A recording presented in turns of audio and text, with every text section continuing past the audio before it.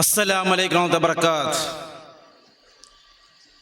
Afifa friends welfare trust ಇವತ್ತು 30ನೇ ವರ್ಷದ ವಾರ್ಷಿಕೋತ್ಸವ ಕಾರ್ಯಕ್ರಮ ನಾವು ಇವತ್ತಿಲ್ಲಿ ಹಮ್ಮಿಕೊಂಡಿದ್ದೇವೆ.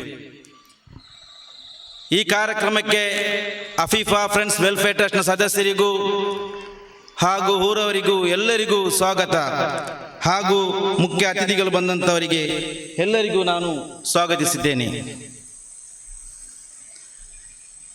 ಅಫೀಫಾ ಫ್ರೆಂಡ್ಸ್ ವೆಲ್ಫೇರ್ ಟ್ರಸ್ಟ್ ನಮ್ಮ ಸಂಘವು 1995ರಲ್ಲಿ ಕ್ರೀಡೆಯಲ್ಲಿ ತೊಡಗಿದ ಸಂಘ, ಯುವಕರು ಕ್ರೀಡೆಯಲ್ಲಿ ತೊಡಗಿದ ಸಂಘ, ಸಾಮಾಜಿಕ, ಶೈಕ್ಷಣಿಕ, ಧಾರ್ಮಿಕ, ದೈಹಿಕ ಎಲ್ಲ ಹಲವಾರು ಕಾರ್ಯ ನಮ್ಮ ಸಂಘವು ಮಾಡ್ತಾ ಬಂದಿದೆ.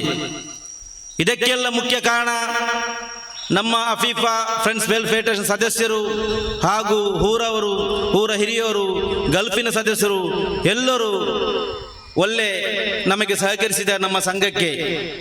ಇನ್ಶಾ ಅಲ್ಲಾ ಮುಂಬರುವ ದಿನಗಳಲ್ಲಿ ಇನ್ನೂ ಸತಃ ಇಂತಹ ಒಳ್ಳೆ ಕಾರ್ಯಕ್ರಮಗಳನ್ನು ಮಾಡಲಿಕ್ಕೆ ಅಲ್ಲಾಹು ತಾಲಾ ನಮಗೆಲ್ಲರಿಗೂ ಅನುಗ್ರಹಿಸಲಿ.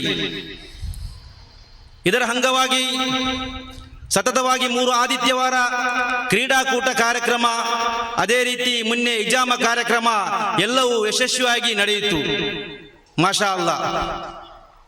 ಇದಕ್ಕೆ ನಮ್ಮ ಆಡಳಿತ ಕಮಿಟಿಯವರು ಒಳ್ಳೆ ಶ್ರಮವನ್ನು ಪಟ್ಟಿದ್ದಾರೆ, ರಾತ್ರಿ ಹಗಲು.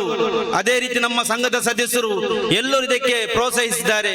ಅದೇ ರೀತಿ ನಮ್ಮ ಗಲ್ಫಿನ ಸದಸ್ಯರು, ನಮ್ಮ ಊರವರು, ಹಿರಿಯವರು ಎಲ್ಲರೂ ನಮಗೆ ಪ್ರೋತ್ಸಾಹಿಸಿದ್ದಾರೆ. ಮಾಷಾ ಅಲ್ಲಾ. ನಮಗೆ ಒಂದು ದುಃಖದ ಸಂಗತಿ ಅಂದರೆ ನಮ್ಮ ಮರ್ಹೂಮ್ ನೌಶಾದ್ನವರು ಅಕಾಲಿಕ ಮರಣ ಹೊಂದಿದರು. ನಮಗೆ ತುಂಬ ನೋವಿನ ಸಂಗತಿ.